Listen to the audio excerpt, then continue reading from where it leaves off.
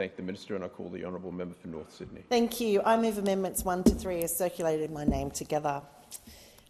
Deputy Speaker, the amendments I'm moving today would ensure the large superannuation balance threshold is indexed annually in line with the Consumer Price Index.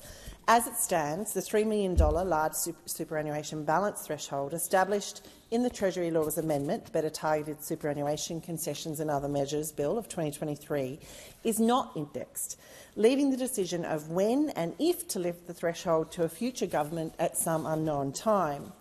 This is simply not consistent with sound long-term superannuation taxation policy.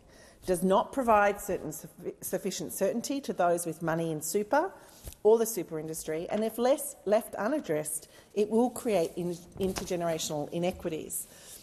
From the outset, experts and commentators have been almost universally critical of this lack of indexation. Indeed, during the consultation process on this legislation, Australian Super recommended that indexation of the threshold at which the measure applies would lead to greater certainty and promote stability and confidence in the system. The National Farmers Federation said given the long-term nature of superannuation and rising inflation, the $3 million value will increasingly capture a greater share of Australian farming assets, and as such, it recommended indexing the cap to inflation or the Consumer Price Index, while the Tax Institute, the Business Council of Australia, the Institute of Financial Professionals of Australia, just to name a few, also all recommended that the proposed $3 million threshold be indexed. Closer to home, when I talk to people in my community about this bill, even those who wholeheartedly support the intent of it see the lack of indexation on large super balances as absurd.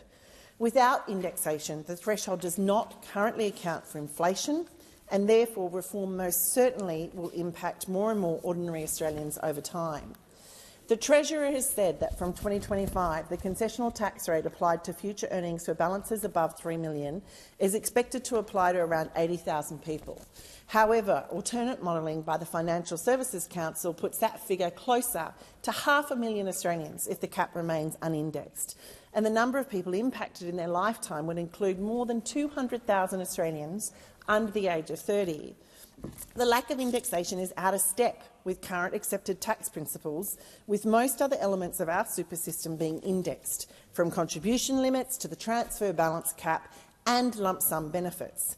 Leaving the cap at $3 million without indexing it will mean people in my generation will have an entirely different and relatively higher threshold to that of my children, with the real value of the threshold likely falling to $2 million due to inflation by around 2040.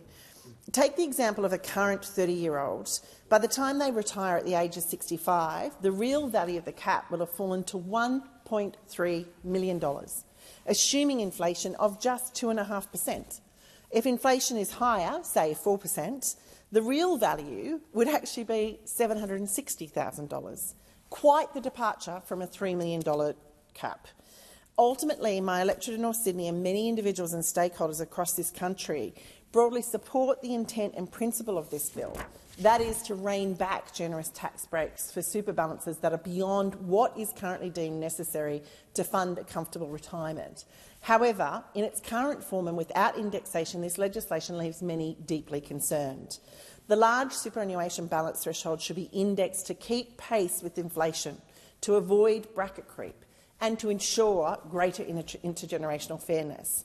And this amendment does just that. It is sensible, it is simple, it is practical, and it is in line with current taxation law. I commend the amendment to the government.